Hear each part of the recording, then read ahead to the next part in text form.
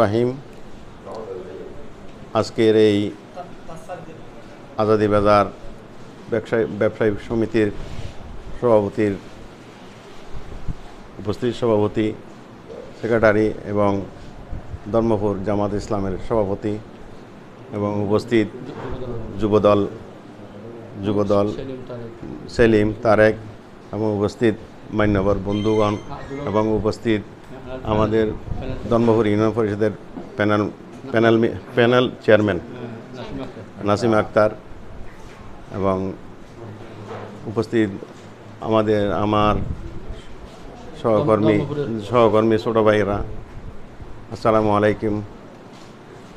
আজ আমাদের ঈদ উপলক্ষে যে সামান্য ঈদ উপহার বিতরণ হয়েছে, তার জন্য আমি আল্লাহর দরবারে শুকরিয়া আদায় করি।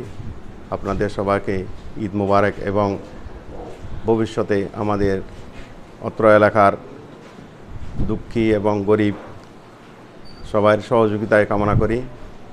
ভবিষ্যতে আমরা যেন ভালো কাজে নিয়োজিত থাকতে পারি এবং প্রত্যেকটা আমরা মানুষ, হিন্দু বৌদ্ধ খ্রিস্টান যতগুলো সবগুলো আমরা মানুষ, আমরা যেন ভেদাভেদ না করে একে অপরের পাশে থাকতে পারি। আমরা শিক্ষা, খেলা, স্বাস্থ্য প্রত্যেকটা কর্মে আমরা যেন একজন আরেকজনের পাশে থাকতে পারি এবং একে অপরের সহযোগী হিসাবে আমরা মানুষ হিসাবে যেন আমরা সমাজে বসবাস করতে পারি।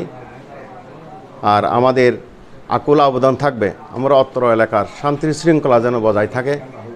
কারো প্রতিপক্ষ নাই, এখানে সবাই আত্মীয়।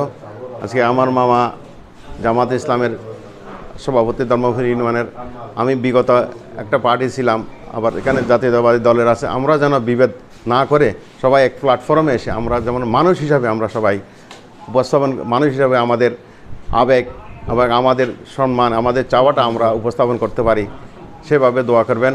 এই বলে আমি আমার বক্তব্য শেষ করছি। আল্লাহ হাফেজ, আসসালামু আলাইকুম।